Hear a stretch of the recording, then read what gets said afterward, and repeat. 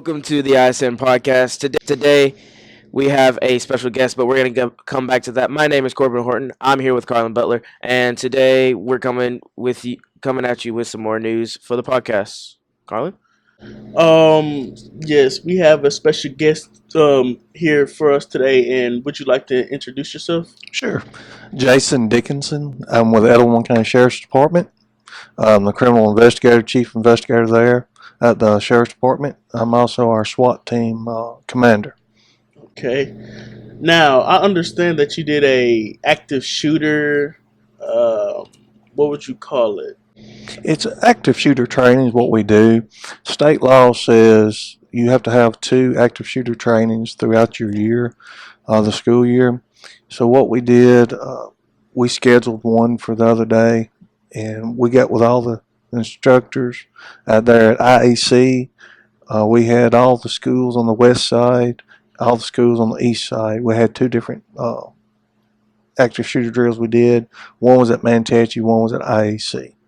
It involved our local patrol, and it involved our SWAT team. Why is this active shooter training important? Well, active shooter training is important because it all comes back to 1999 when Columbine shooting happened. A lot of, I know y'all probably wasn't around at that time, but that changed all of active shooter drills on how you responded to an active shooter drill. Used to, during an active shooter, you would wait, patrol would get there, and they would set up a perimeter.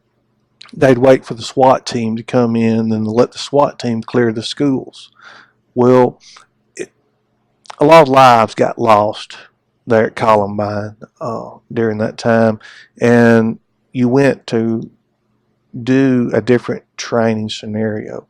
Now the first officer on scene makes entry. You do not wait for a SWAT team, and it helps that some of these officers never attended some of these schools. So whenever you take those to the school and they are able to see the layout of the school, it helps them know where to go. So that's why we do the training we do. It's a mandatory training now, twice a year like I talked about. So that's what you really want to do. You get familiar with your surroundings.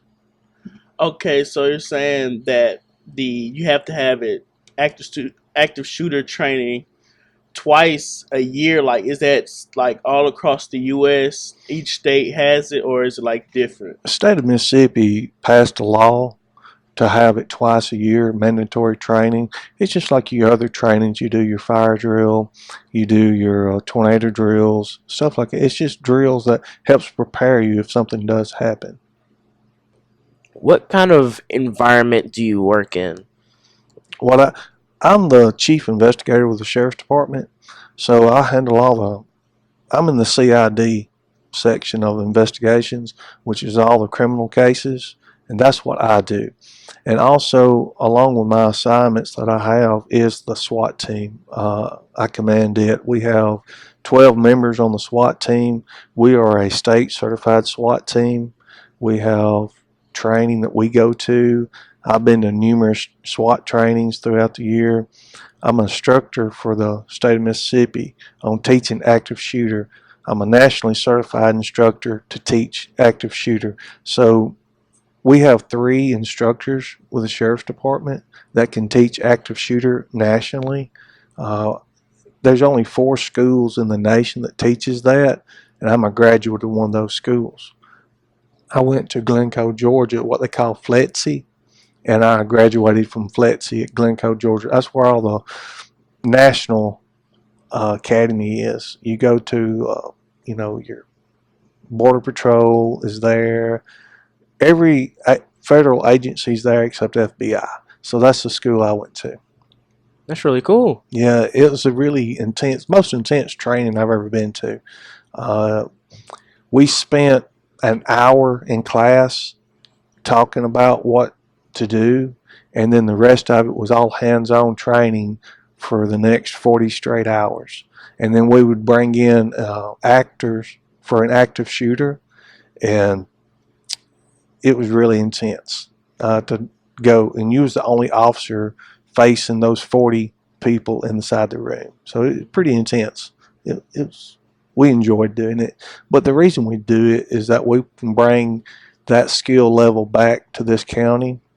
And with that, we're able to protect the students here, the staff here. Our number one goal with the Sheriff's Department is to make sure the staff and the students are safe no matter what we do.